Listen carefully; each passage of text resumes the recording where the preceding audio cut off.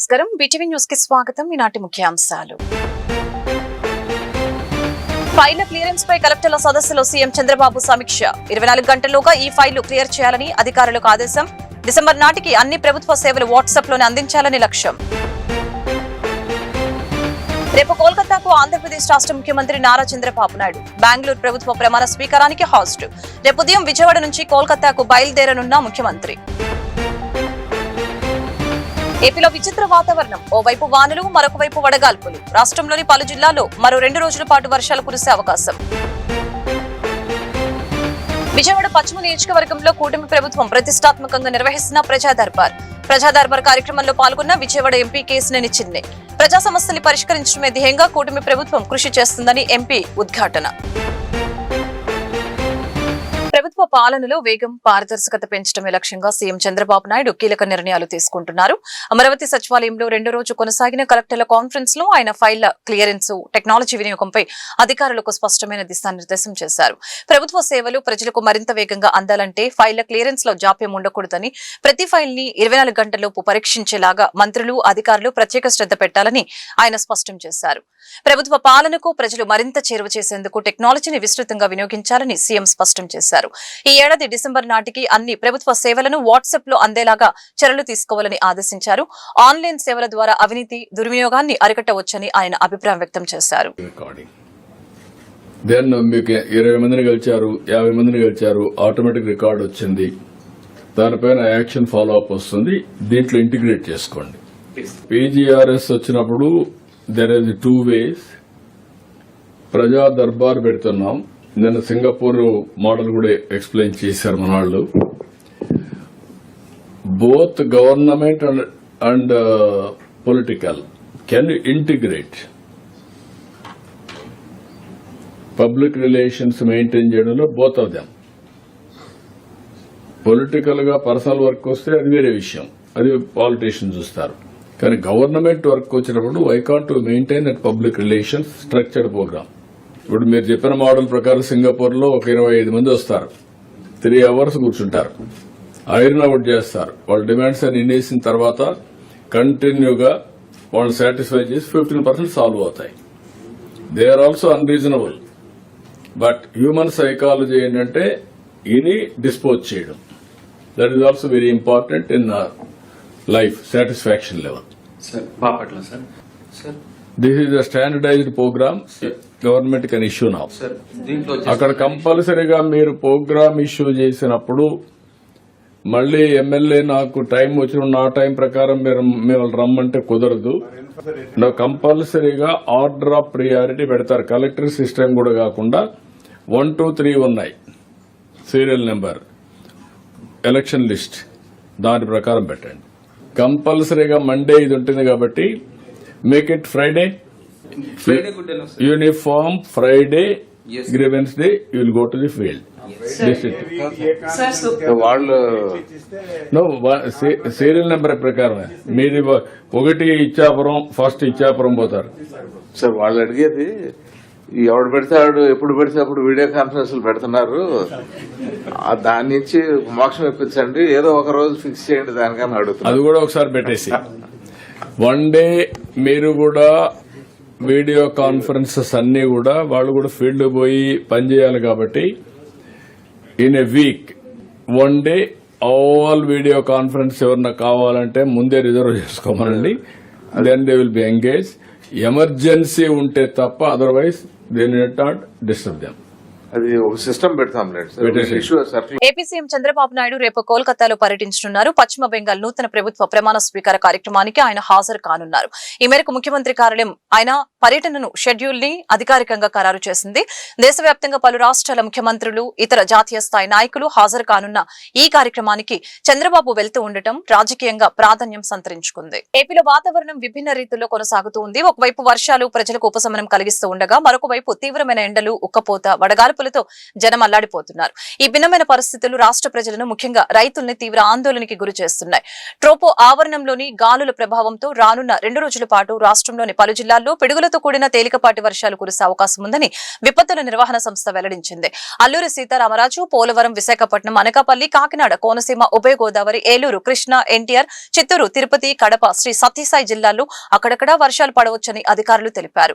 ఉరుములు మెరుపుల సమయంలో ప్రజలు, రైతులు, పశువుల కాపర్లు చెట్ల కింద పొలాల్లో ఉండరాదని, సురక్షిత ప్రాంతంలో ఆశ్రయం పొందాలని సూచించారు. ప్రజా సమస్యని పరిష్కరించడమే ధ్యేయంగా కూటమి ప్రభుత్వం కృషి చేస్తుందని విజయవాడ ఎంపీ కేశినేని తెలిపారు. ముఖ్యమంత్రి చంద్రబాబు మరియు మంత్రి లోకేష్ సూచన మేరకు ప్రజా దర్బార్ కార్యక్రమం నిర్వహించడం జరుగుతుందని, గత ప్రభుత్వంలో ఎవరు ప్రజల దగ్గరకు వెళ్లింది లేదని విమర్శలు గుప్పించారు. విజయవాడలో డ్రైనేజీ మరియు కొండ ప్రాంత ప్రజల సమస్యలు త్వరలో తీరబోతున్నాయని ఆయన ఉద్ఘాటించారు. విజయవాడ పశ్చిమ నియోజకవర్గం 45వ డివిజన్ నందు జరిగిన ప్రజా దర్బార్ కార్యక్రమంలో ఎంపీ కేశినేని చిన్ని పాల్గొన్నారు. ఈ సందర్భంగా ఆయన మాట్లాడారు. ముఖ్యమంత్రి చంద్రబాబు మరియు మంత్రి లోకేష్ సూచనల మేరకు ఈ ప్రజా దర్బార్ కార్యక్రమం జరుగుతుందని, ప్రజా సమస్యల పరిష్కారం కోసం కూటమి ప్రభుత్వం కృషి చేస్తుందని తెలియజేశారు. జీవో 30 తీసుకువచ్చి ప్రతి ఒక్క లబ్ధిదారునికి రెగ్యులరైజ్ చేసి పట్టాలు ఇవ్వడం జరుగుతుందని అన్నారు. విజయవాడలో డ్రైనేజీ మరియు కొండ ప్రాంత ప్రజల సమస్యల్ని త్వరలో తీరపోతున్నాయని ఈ సందర్భంగా తెలిపారు. గత ప్రభుత్వంలో ఎవరు ప్రజల దగ్గరకు వెళ్లింది లేదని, ప్రజలంతా ఈ ప్రభుత్వాన్ని ఇది మంచి ప్రభుత్వం అంటుందని అన్నారు. ముఖ్యమంత్రి నారా చంద్రబాబు నాయుడు గారు, గౌరవ యువనేత నారా లోకేష్ గారి ఆధ్వర్యంలో ఆదేశాలతో ప్రతి వారం జరిగే గ్రీవియన్స్ ఇవాళ ఇక్కడ జరగటం, ఇవాళ నేను కూడా కార్యక్రమానికి రావటం, ఇక్కడ అందరినీ తెలుగుదేశం నాయకులు, కార్యకర్తలు, పాలిట్ బ్యూరోలో ఉన్నవాళ్ళు, జాతీయ రాష్ట్ర కమిటీలో ఉన్నవారు, అంతేకాకుండా అందరూ కూడా ఇవాళ ఇక్కడ ఈ గ్రీవియన్స్ రావడం చాలా ఆనందంగా ఉంది. ప్రతి వారం జరిగే ఈ గ్రీవియన్స్ ప్రతి వార్డులోనూ పెట్టి అక్కడ ప్రజా సమస్యలను పరిష్కరించడంలో అధికారులతో కలిసి సమన్వయం చేసుకుంటా ప్రజలకున్న సమస్యలను పరిష్కరించడంలో మేము ముందుకు వెళ్తున్నాం. పశ్చిమ నియోజకవర్గంలో చాలా మంచి రెస్పాన్స్ ఉంది గ్రీవియన్స్ కి. మొన్న కూడా గ్రీవియన్స్ జరిగితే 453 అప్లికేషన్లు, లాస్ట్ వారం గ్రీవియన్స్ లో అంత ముందు 350 అప్లికేషన్లు వస్తున్నాయి. తప్పకుండా అధికారులు వారి దగ్గరికి వెళ్లి వాళ్ళ సమస్యలను పరిష్కరించే విధంగా ఈ మంచి ప్రభుత్వం పాలన జరుగుతుంది. ప్రజల వద్దకు పాలన అనే విధంగా ఈ గ్రీవియన్స్ ప్రజల వద్దకే వాళ్ళ సమస్యలను తెలుసుకునే విధంగా ముందుకు జరుగుతుంది. ఇక చూస్తే సుమారు విజయవాడ నగరంలో ఉన్న సమస్యలన్నీ గత వారం ఎమ్మెల్యేలు, ఎంపీగా, కలెక్టర్ గారు, కమిషనర్ గారు అందరం కూడా గౌరవ ముఖ్యమంత్రి వారి దృష్టికి తీసుకువెళ్ళాం. వారు చాలా సానుకూలంగా స్పందించారు. ఈ సమస్యల పరిష్కారంలో ముఖ్యంగా ఏదైతే ఈ కొండ ప్రాంతం ప్రజలు, అంతేకాకుండా ఎక్కడైతే 150 గజాల్లో ఇళ్ల ఉన్న జీవో నెంబర్ 30ని ప్రజల మధ్యకు తీసుకుని వెళ్ళి వాళ్ళ సొంత ఇంటి కలలు నిజమయ్యే విధంగా తప్పకుండా రెగ్యులరైజ్ చేద్దామని అప్లికేషన్ కూడా పెట్టించమని వారు చెప్పడం జరిగింది. సుమారు విజయవాడ నగరంలో 30,000 అప్లికేషన్లు, అటువంటి అప్లికేషన్లు వస్తాయి. అది కూడా గౌరవ ముఖ్యమంత్రి గారి ఆధ్వర్యంలో అందరికీ కూడా రెగ్యులరైజ్ చేసి పట్టాలు ఇప్పించడానికి మేమందరం కూడా కలిసికట్టుగా కృషి చేస్తున్నాం. ఇది నిజంగా విజయవాడ నగరంలో ఎక్కడైతే కొండ ప్రాంతంలో 150 గజాలు కుటుంబ సమేతంగా చూడదగ్గ చిత్రం గోదారి గట్టుపైన సినిమాని దర్శకుడు సుభాష్ చంద్ర, నిర్మాత అభినయ్, హీరో సుమంత్ ప్రభాసు, హీరోయిన్ నిధి తెలిపారు. గోదావరి గట్టు మీద చల్లని గాలి పీల్చుకుంటున్న ప్రశాంతంగా ఈ సినిమా సాగుతుందని అన్నారు. క్యాపిటల్ సినిమాస్ లో గోదారి గట్టుపైన రివ్యూ ప్రదర్శించబడింది. Suresh movie distributor M Bhagavan, capital cinema general manager Lokesh సినీ ప్రేక్షకుల మధ్య సినిమా వీక్షించారు. ఈ సందర్భంగా వారు మీడియాతో మాట్లాడారు. ప్రధానంగా హీరో సుమంత్ ప్రభాసు, హీరోయిన్ నిధి పల్లెటూరి వాతావరణానికి తగ్గట్లుగా నటించారని చెప్పారు. సినిమా కథ మొత్తం గోదావరి గట్టు చుట్టూ ఉన్న ఒక చిన్న పల్లెటూరులో నిర్మించడం జరిగిందని తెలిపారు. అలాగని దర్శకుడు చాలా సహజంగా చూపించే ప్రయత్నం చేశారని అన్నారు. ఒక సామాన్యుడు తన ఊరి కోసం లేదా తన ఆశయం కోసం చేసే పోరాటమే ఈ చిత్ర ప్రధాన అంశమని అన్నారు. కామెడీ బాగుంది, స్టోరీ కూడా కొత్తగా ఉంది, బాగుంది. మంచిగా చూడాల్సిన సినిమా మూవీ ఇది, చాలా బాగా తీశాడు.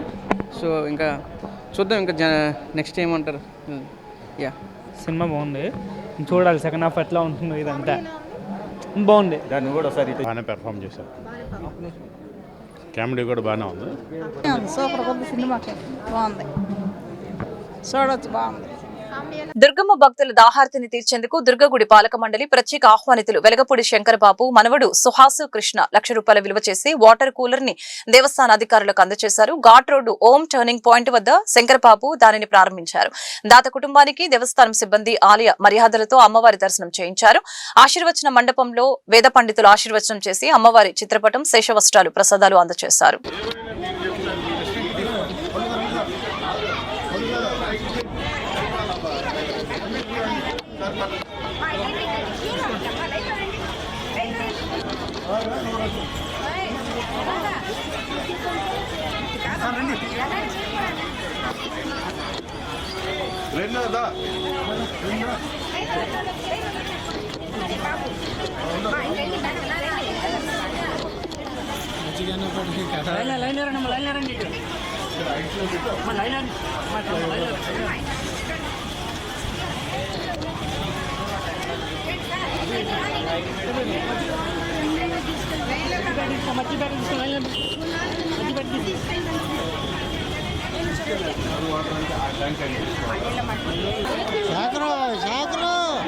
ఓకే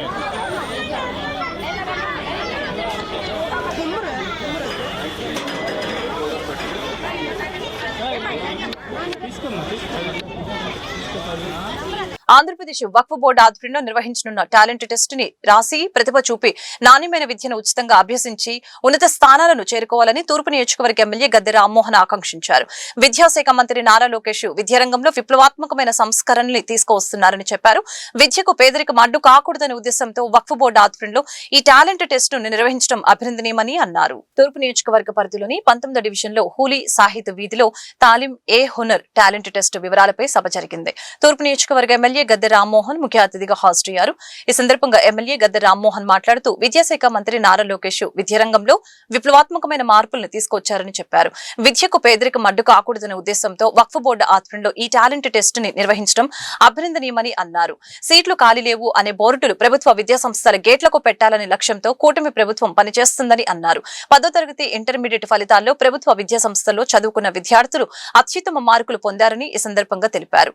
అలాగని టాలెంట్ టెస్ట్ నిర్వహిస్తున్న వక్ఫ్ బోర్డు చైర్మన్ అబ్దుల్ అజీజ్ ను ఎమ్మెల్యే గద్దె రామ్మోహన్ అభినందించారు. విద్యకి పేదరికం అడ్డు రాకూడదని చెప్పి ఒక మంచి కాన్సెప్ట్తో కూటమి ప్రభుత్వం పేద విద్యార్థులను ఉన్నత విద్యలకు పంపించడానికి చేసే ప్రయత్నంలో ఈ రోజున వక్ఫ్ బోర్డు చైర్మన్ గారి నాయకత్వంలో మరింత ముందుకు వచ్చి ముస్లిం బిడ్డలకి ఇంటర్మీడియట్ అనే ఒక కీలకమైన విద్యలో ఒక ఘట్టం, ఆ ఘట్టంలో వాళ్ళు ప్రొఫెషనల్ కోర్సుకి వెళ్ళడానికి అర్హత పొందితే వాళ్ళ జీవితం సెటిల్ అయినట్టు.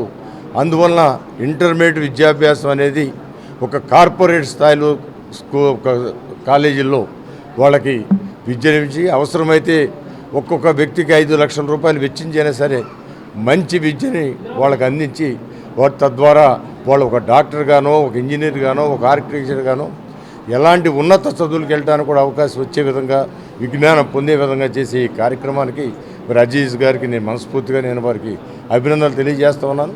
ఈ కార్యక్రమాలన్నీ ప్రోత్సహిస్తున్న మన ముఖ్యమంత్రి నారా చంద్రబాబు నాయుడు గారు, ఉప ముఖ్యమంత్రి పవన్ కళ్యాణ్ గారు, మరి ప్రత్యేకంగా విద్యాశాఖ మంత్రిగా నారా లోకేష్ బాబు గారు చేస్తున్న కృషికి వారికి మనస్ఫూర్తిగా ఈ పిల్లలందరూ నేను కృతజ్ఞతలు తెలియజేస్తాను. నమస్కారం అండి. ఈరోజు విజయవాడలో దర్శగా ఇస్లామియా స్కూల్ వీళ్ళు 10వ క్లాసు పాస్ అయిన ఎక్కువ ఉన్నత మార్కులు తెచ్చుకున్న స్టూడెంట్స్ని ఈరోజు ఫెలిసిటేట్ చేస్తున్నారు. అందులో ముఖ్య అతిథిగా మన ఎమ్మెల్యే గారు రామ్మోహన్ గారు, గద్దె రామ్మోహన్ గారు, అలాగనే చైర్మన్స్, ఉర్దూ అకాడమీ చైర్మన్, తర్వాత ఇక్కడ డిస్టిక్ గ్రంథాలయ చైర్మన్, మిగతా నాయకులందరితో ఈ యొక్క ఫెలిసిటేషన్ ప్రోగ్రాంకి రావడం జరిగింది. అదేవిధంగా ఈరోజు ఆంధ్రప్రదేశ్ స్టేట్ వక్ఫ్ బోర్డ్ భారతదేశ చరిత్రలో ఎక్కడ కానీ వక్ఫ్ బోర్డ్ అనేది ఒక కార్పొరేట్ రెసిడెన్షియల్ ఎడ్యుకేషన్ ఇచ్చిన దాఖలా లేదు. పెద్దలు ఎవరో స్కూల్ కట్టుంటే దాంట్లో నడపడం తప్ప ఈ బిడ్డలు 10వ క్లాస్ చదివిన తర్వాత ఒక ఇంటర్మీడియట్ అనేది చాలా కీలకమైన ఆ 2 years చాలా కీలకం వాళ్ళ జీవితాల్లో. అందుకోసం ఆంధ్రప్రదేశ్ స్టేట్ వక్ఫ్ బోర్డ్, మన ప్రియతమ ముఖ్యమంత్రి వర్యులు శ్రీ నారా చంద్రబాబు నాయుడు గారు, అలాగనే మన లోకేష్ బాబు గారు, అలాగనే మైనార్టీ శాఖ మంత్రులు ఫరూక్ గారి యొక్క సూచనలతో, ఆశీర్వాదాలతో ఈ యొక్క ప్రోగ్రాం స్టార్ట్ చేయడం జరిగింది. ఇది 6వ తారీఖు నుంచి ఆన్లైన్ అప్లికేషన్స్ స్టార్ట్ చేశాము. 12వ తారీఖు దాకా ఈ అప్లికేషన్స్ తీసుకోవడం జరగద్ది. అలాగనే 17వ తారీఖుకి ఆంధ్ర రాష్ట్రంలో 10 జిల్లాల హెడ్ క్వార్టర్స్లో ఎగ్జామ్ కండక్ట్ చేయడం జరగద్ది, టాలెంట్ టెస్ట్. దీంట్లో బెస్ట్ వచ్చిన 250 మందికి ఇప్పుడు తీసుకుంటాం జూనియర్ ఇంటర్కి, బైపీసీకి, ఎంపీసీకి. అలాగనే ఇంకో 250 మంది నెక్స్ట్ ఇయర్కి తీసుకుంటాం. అంటే ఈ బ్యాచ్ 500 మందితో చేస్తాము. వీళ్ళ యొక్క రిజల్ట్స్, ఇది ఒక పైలట్ ప్రాజెక్ట్ చేస్తున్నాం. ఈ బిడ్డలు బెస్ట్ అవుట్ ఆఫ్ బెస్ట్ బిడ్డల్ని తీసుకొని best out of the best facility, best education, corporate విద్య, ఎవరైతే ధనికులు కావచ్చు, అతి పెద్దవాళ్ళు ఎవరైతే బిడ్డలు అక్కడ చదువుతారో అక్కడ చదివిస్తాం ఈ బిడ్డల్ని. పేద నిరుపేద బిడ్డలు, ఈ ముస్లిమ్స్ బిడ్డలు. ఏకొండూరు మండల కిడ్నీ బాధితుల సమస్యల్ని శాశ్వతంగా పరిష్కరించాలని సిపిఐ రాష్ట్ర కార్యదర్శి వర్గ సభ్యులు దోనేపూడి శంకర్ విజ్ఞప్తి చేశారు. ఎన్టీఆర్ జిల్లా తిరువూరు నియోజకవర్గం ఏకొండూరు, గంపలగూడెం చుట్టుప్రక్కల గ్రామాల పరిస్థితి మరో ఉదాహరణలా తయారైందని వాపోయారు. నెలలో 8 మంది చొప్పున మరణిస్తున్న పరిస్థితి నెలకొందని, మరణాల మృదంగాలు మోగుతున్నాయని చెప్పారు. విజయవాడ దాసరి భవన్ నందు ఏర్పాటు చేసిన మీడియా సమావేశంలో ఆయన మాట్లాడారు. రాష్ట్ర ముఖ్యమంత్రి 9వ తేదీన అంటే ఏకొండూరు మండల పర్యటన పెట్టుకున్నారని, ఆ పర్యటన వాయిదా పడిందని, అయినప్పటికీ సిపిఐగా రాష్ట్ర ముఖ్యమంత్రికి తమ అభిప్రాయాన్ని ఏకొండూరు మండల కిడ్నీ బాధితుల సమస్యల్ని పరిష్కరించాలని చెప్పి, దానికి శాశ్వతమైనటువంటి పరిష్కార మార్గాన్ని చూపాలని చెప్పి విజ్ఞప్తి చేస్తున్నామని అన్నారు. రాష్ట్ర ముఖ్యమంత్రి గౌరవనీయులు నారా చంద్రబాబు నాయుడు గారికి సిపిఐ బహిరంగ లేఖ. మరో ఉద్దానములా మారుతున్న ఎన్టీఆర్ జిల్లా తిరువూరు నియోజకవర్గం ఏకొండూరు, గంపలగూడెం తదితర గ్రామాల పరిస్థితి అత్యంత దమనీయంగా, నెలకి 5 చొప్పున చనిపోతున్నటువంటి మరణ మృదంగాలు మోగుతున్నాయి. ఈ సందర్భంగా రాష్ట్ర ముఖ్యమంత్రి 9వ తేదీన అంటే ఈ రోజున ఏకొండూరు మండల పర్యటన పెట్టుకున్నారు. పర్యటన వాయిదా పడింది. వాయిదా పడినప్పటికి కూడా సిపిఐగా రాష్ట్ర ముఖ్యమంత్రికి మా అభిప్రాయాన్ని ఏకొండూరు మండల కిడ్నీ బాధితుల సమస్యను పరిష్కరించాలని చెప్పి, దానికి శాశ్వతమైనటువంటి పరిష్కార మార్గాన్ని చూపాలని చెప్పి రాష్ట్ర ముఖ్యమంత్రి వర్యులు చంద్రబాబు నాయుడు గారికి, ఉప ముఖ్యమంత్రి వర్యులు పవన్ కళ్యాణ్ గారికి, వైద్య ఆరోగ్య శాఖ మంత్రి సత్యకుమార్ యాదవ్ గారికి, ఎన్టీఆర్ జిల్లా కలెక్టర్ లక్ష్మీషా గారికి, అలాగే పార్లమెంట్ సభ్యులు, శాసనసభ్యులందరికీ కూడా మేము ఈ లేఖల ద్వారా ప్రజా సమస్యలను పరిష్కరించమని కోరుతున్నాం. ఇవాళ జలజీవన్ ప్రాజెక్టు పేరుతో 50 కోట్ల రూపాయలతోటి కృష్ణా జలాల సరఫరాకు పైప్ లైన్స్ నిర్మాణం జరిగింది. అది అనేక సంవత్సరాలుగా సిపిఐ పోరాట ఫలితంగా 2024వ సంవత్సరంలో 100 కిలోమీటర్స్ ఏకొండూరు టు విజయవాడ పాదయాత్ర చేసి కిడ్నీ బాధితులతో పెద్ద ఎత్తున విజయవాడ నగరంలో చివరి రోజున 3వ రోజున కలెక్టర్ గారిని కలిసి వినతి పత్రాలు సమర్పించి చేయటం జరిగింది. దాని ఫలితంగా ఆనాడు చంద్రబాబు నాయుడు గారి ప్రభుత్వం 50 కోట్ల రూపాయలు మంజూరు చేసి జలజీవన్ ప్రాజెక్టుతో కేంద్ర ప్రభుత్వ నిధుల సహకారంతో మంచినీటి పైప్ లైన్లో కృష్ణా జలాల సరఫరాకి శ్రీకారం చుట్టింది. అత్యంత నాసిరకంగా పనులు సాగినాయి 2024 నుంచి 26 వరకు. అఫీషియల్గా ఈనాటికి అది ప్రారంభం కాల. పైగా కృష్ణా జలాలు సంబంధించిన పైప్ లైన్లు కాకుండా అంత ముందున్నటువంటి పాత పైప్ లైన్స్ ఏవైతే ఉన్నాయో ఆ పాత పైప్ లైన్స్కి కనెక్ట్ చేయటం వల్ల యథారాజా తథా ప్రజలకు యథాస్థితి అనమాట, యథాస్థితి వచ్చి కూర్చున్నది. ఇవాళ తిరిగి జలాలు కలుషితమవుతున్నటువంటి పరిస్థితి. ఇది కృష్ణా జిల్లా ఎన్టీఆర్ జిల్లా కలెక్టర్ గారికి తెలియదా? రాష్ట్ర ప్రభుత్వానికి తెలియదా? స్థానిక శాసనసభ్యులకు తెలియదా? పార్లమెంటు సభ్యుడికి తెలియదా అని చెప్పి అడుగుతాను. తెలుగుదేశం పార్టీ పెనమలూరు ఎమ్మెల్యే బోడే ప్రసాద్ మరొకసారి తన మానవత్వం చాటుకున్నారు. కృష్ణా జిల్లా కంకిపాడు జాతీయ రహదారిపై ఆగి ఉన్న లారీని ద్విచక్ర వాహనం ఢీకొట్టింది. ఈ ఘటనలో భార్యాభర్తలకు తీవ్ర గాయాలు అయ్యాయి. గొలుతల మేరీమాత దర్శనం ముగించుకొని చిన్నపాపతో తిరుగు ప్రయాణం చేస్తున్న క్రమంలో ఈ ప్రమాదానికి గురయ్యారు.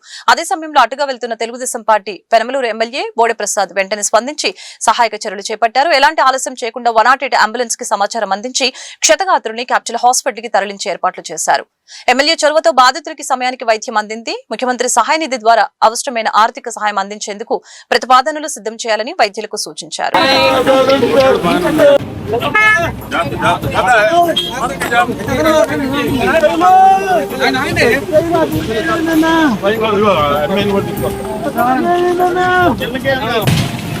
ఇప్పుడు వచ్చేస్తున్నారా? 10 నిమిషాల్లో వచ్చేస్తారు.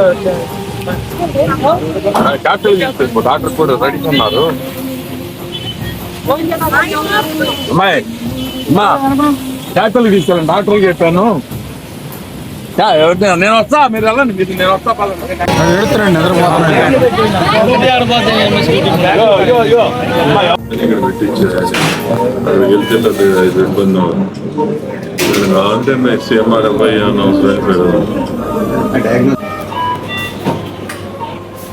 వేసవి కాలంలో ఎండల వేడిమికి దృష్ట్యా దివంగత టీడీపీ నేత గోగుల రమేష్ జయంతి సందర్భంగా గోగుల ప్రదర్శ చలివేంద్రం ఏర్పాటు చేసి మజ్జిగ పంపిణీ చేయడం అభినందనీయమని టీడీపీ యువనేత గద్దె క్రాంతి కుమార్ తెలిపారు. నియోజకవర్గ వ్యాప్తంగా ప్రజలు వడదెబ్బకు గురి కాకూడదనే ఉద్దేశంతో కూటమి నాయకులు స్వచ్ఛందంగా చలివేంద్రాలు ఏర్పాటు చేస్తున్నారని చెప్పారు. టీడీపీ సేవాభావం గల పార్టీ అని ఆయన అభిప్రాయం వ్యక్తం చేశారు. దివంగత టీడీపీ నేత జయంతిని పురస్కరించుకుని 16 ఏర్పాటు చేసిన యువనేత గద్దె క్రాంతి కుమార్ ప్రారంభించారు.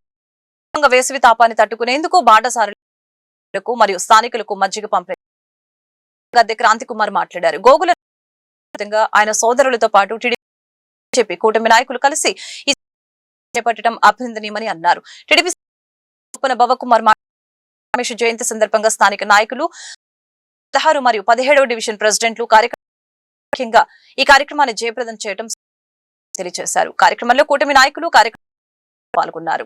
విజయవాడ తూర్పు నియోజకవర్గంలో 16వ డివిజన్లో గారి జయంతి సందర్భంగా ఆయన సోదరులంతా కలిసి తెలుగుదేశం జనసేన నాయకులు కూడా అంతా కలిసి ఇక్కడ అలాగే కాకుండా ఈ వేసవి సమయంలో నియోజకవర్గం మొత్తం ఎక్కడికక్కడ చలివేంద్రం జరుగుతూ ఉంది. భావంతో జనాలు లేకపోతే వడదెబ్బ కొట్టకూడదు అని మన నాయకులంతా కూడా ఇలాగా ఏర్పాటు చేస్తున్నారు. దీన్ని సద్వినియోగం చేసుకుని తప్పకుండా స్వీకరించాలని కోరుకుంటూ గోగుల జయంతిని సెలవు తీసుకుంటున్నాను. ఇక్కడ ఈ కార్యక్రమాన్ని ఏర్పాటుకి కూడా కృతజ్ఞతలు తెలియజేసుకుంటాను. జయంతి సందర్భంగా వాళ్ళ అందరూ కలిసి అట్లాగే మన రమేష్ బహదూర్ గారు ప్రెసిడెంట్లు, మన 16వ డివిజన్ ప్రెసిడెంట్లు కూడా అందరూ దీంట్లో పాల్గొని జయప్రదం చేసినందుకు అందరికీ అట్లాగే మన కార్యకర్తలు ఇట్లాంటి కార్యక్రమాలు చేయడానికి ముందుకు వచ్చి అందరికీ నిలబడి చేస్తున్నందుకు ధన్యవాదాలు తెలియజేస్తూ పార్టీ తరఫున ఇట్లా చేసి అందరికీ గారు ఎంపీ గారు అందరూ సపోర్ట్ ఉందని చెప్పి మీకు తెలియజేస్తూ ఈ కార్యక్రమం నిర్వహించిన పెద్ద క్లస్టర్ ఇన్ఛార్జ్ గారు వేరే పార్టీ జనసేన వెళ్దాం మేము. ఈరోజు సోదరుడు మిత్రుడు గోగుల రమేష్ గారి 16వ డివిజన్లో వర్గ శాసనసభ్యులు గౌరవనీయులు రామ్మోహన్ గారు తనయులు గద్దె క్రాంతి కుమార్ గారు, బొప్పన బావకుమార్ గారి ఉన్న డివిజన్ ఈ పక్క నుంచి 16వ డివిజన్లో తెలుగుదేశం పార్టీ, జనసేన, బీజేపీ కూటమి ఇక్కడ ఆయన జయంతి గోగుల రమేష్ గారి చేసిన ఈ మజ్జిగ పంపిణీ కార్యక్రమం మా వాతావరణంలో సమక్షంలో ఇక్కడ పెద్ద జరుపుకోవటం మేము చాలా సంతోషంగా భావిస్తున్నాం. ఈ కేంద్రం ఈ వేసవికి కూడా మరి ఇక్కడ మంచినీటి కానివ్వండి, మజ్జిగ పంపిణీ కార్యక్రమం డివిజన్ ప్రజలందరూ. వార్తలు ముగించే మరొకసారి ఫైళ్ల క్లియరెన్స్ పై కలెక్టర్ల సదస్సులో 24 గంటల్లోగా ఈ ఫైళ్లు క్లియర్ ఆదేశం. డిసెంబర్ నాటికి అన్ని అందించాలని లక్ష్యం. ఆంధ్రప్రదేశ్ రాష్ట్ర ముఖ్యమంత్రి నారా చంద్రబాబు ప్రమాణ స్వీకారానికి హాజరు. కోల్కతాకు బయలుదేరనున్న ముఖ్యమంత్రి. ఏపీలో విచిత్ర వాతావరణం. ఓవైపు వడగాల్పులు. రాష్ట్రంలోని పలు 2 రోజుల పాటు వర్షాలు కురిసే అవకాశం. విజయవాడలో కూటమి ప్రభుత్వం ప్రతిష్టాత్మకంగా నిర్వహిస్తున్న ప్రజా దర్బార్ కార్యక్రమంలో పాల్గొన్న కేసినేని చిన్ని. ప్రజా సమస్య ధ్యేయంగా కూటమి ప్రభుత్వం కృషి చేస్తున్న ఉద్ఘాటన. ఈ వార్తలు ఇంతటితో సమాప్తం. మళ్ళీ కలుద్దాం.